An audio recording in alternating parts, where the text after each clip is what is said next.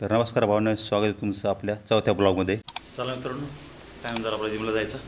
4:30 झाले. तयारीच करतोय.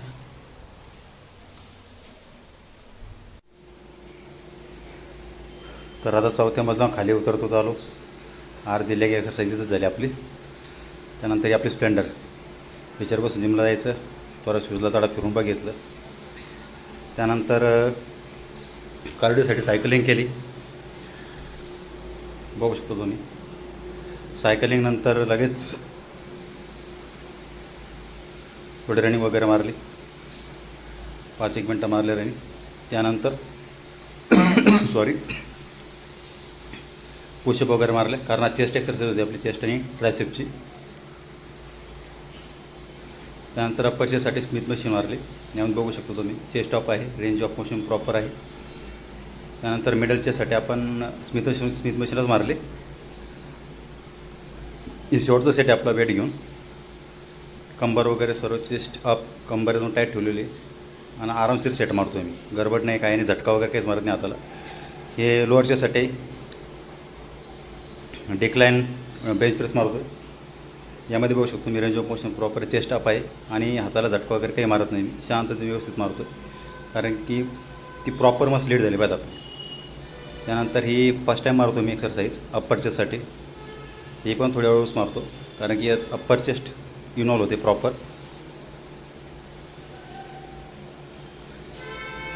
यानंतर ही एक्सरसाइज इनर चेस्टसाठी, जी आपली सेंटर लाईन असते ना चेस्टची, त्यासाठी मस्त प्रॉपर भरून येते चेस्ट तिथं. आणि याची ह्या एक्सरसाइजने पण चेस्ट पंप एकदम व्यवस्थित होते आणि प्रॉपर मसाला हिट करते एक्सरसाइज. मी चेस्टसाठी 5 एक्सरसाइज करतो, बॅकसाठी पण 5च करतो आहे. आणि ट्रायसेप आणि बायसाठी 4 एक्सरसाइज करतो. आता या ट्रायसेपची रोसोबत केबल रोसोबत एक्सरसाइज आहे. यामध्ये लॅटरल हेड हा एक प्रॉपर होतो आहे हे एक्सरसाइजने, बघू शकतो तुम्ही.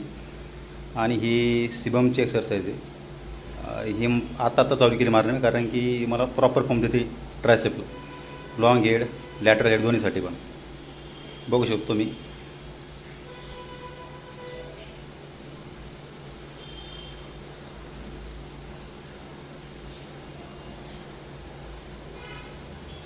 त्यानंतर ही बार घेऊन एक्सरसाइज आहे केबल रोसोबत.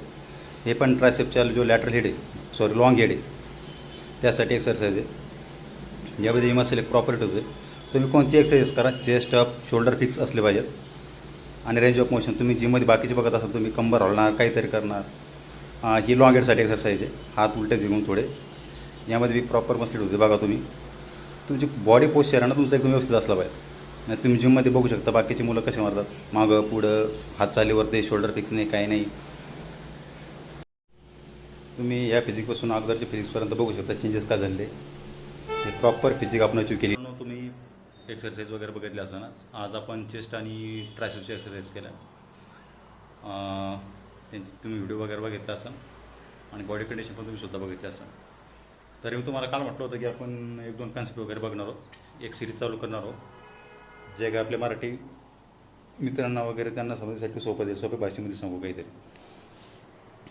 काहीतरी इन द सेन्स जी प्रोडक्टिव्ह असेल तुमच्यासाठी. जसं की एक कन्सेप्ट आहे बॉडी रिकॉम्पोजिशन.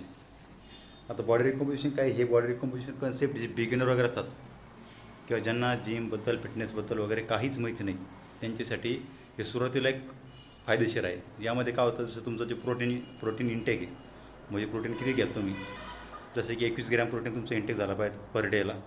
हळूहळू तुम्ही तो वाढवू पण शकता. त्यानंतर कॅलरी डेफिसिट असले पाहिजे तुम्ही, कारण यामध्ये फॅट लॉस होण्यासाठी फायदेशीर आहे.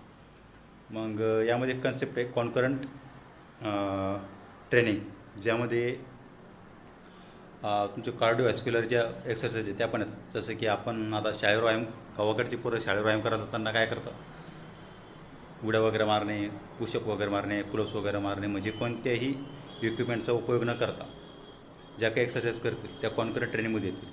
मग ते कार्डिओव्हॅस्क्युलर ट्रेनिंग केल्यानंतर तुम्ही जिममध्ये जाऊन परत एक्सरसाइज करायच्या, म्हणजे त्याचं नाही करायचं, थोडं चेंज करायचं त्यामध्ये. जे की तुम्ही तिथे वेट उचलणे, चेस्टसाठी स्मिथ मशीन मारणे, जसं की मी तुम्हाला दाखवलं, स्मिथ मशीन मारणे, डंबल प्रेस करणे वगैरे, ह्या गोष्टी त्यामध्ये येतात. मग यामध्ये कोणकोणत्या गोष्टी येतात, जसं की इंटेन्सिव्ह ट्रेनिंग येतं, तुमचं न्यूट्रिशन कसं असावा, परत तुमची फ्लेक्झिबिलिटी येते. अजून 2-3 गोष्टी आहेत यामध्ये, ज्या मी तुम्हाला नंतर पुन्हा सांगेल जसं जसं मला समजतील तशा तशा. आता हे जे तुम्हाला सांगतो आहे मी, हे स्वतः माझ्यावरती इम्प्लिमेंट करतो आहे मी, आणि जे एक्सरसाइज मी करतो त्याच तुम्हाला सांगतो आहे. आणि माझी बॉडी जशी अजून जी ग्रोथ व्हायची ती ग्रोथ झालेली नाही, त्यामुळे आपण सोबत जाऊनही एक्सरसाइज करू शकतो. फिटनेस इंडस्ट्रीमध्ये मी पण सध्या नवीनच आहे. फक्त एवढे की लोक म्हणजे जे यूट्यूबर ते बॉडी बनल्यानंतर यूट्यूब चॅनल चालू करतात मॅक्झिमम तरी. मी आता म्हणजे मिडल पाथ त्यावरती सध्या मी, अजून थोडा टाईम आहे आपल्याला तिथपर्यंत यायला. त्या सोबत जरी गेलो तरी आपण बऱ्यापैकी पुढे जाऊ शकतो. आता प्रत्येक माझी जे एक्सरसाइज बघितली असेल त्यामध्ये तुम्ही range of motion, muscle retention वगैरे हे तुम्ही व्यवस्थित बघितलं असाल. म्हणजे कोणतीही एक्सरसाइज मी करायची म्हणून करत नाही आहे, फुल इंटेन्शनना करतो आहे. आणि प्रत्येक मसल हिट करतो ज्या मी आज करतो. आता उद्या बॅक आणि बायसेप असणार, तुम्ही उद्या बघू शकता की मसल कशी हिट होते आणि बॉडीला मसलला पंप कसा येतो. ठीक आहे, उद्या परत दुसरे एक कन्सेप्ट सांगू, यालाच कंटिन्यू करू. या तुम्हाला फक्त ओव्हरव्ह्यू दिला मी बॉडी रिकम्पोजिशन काय असतं ते. ओके, ठीक आहे, थँक्यू, बाय.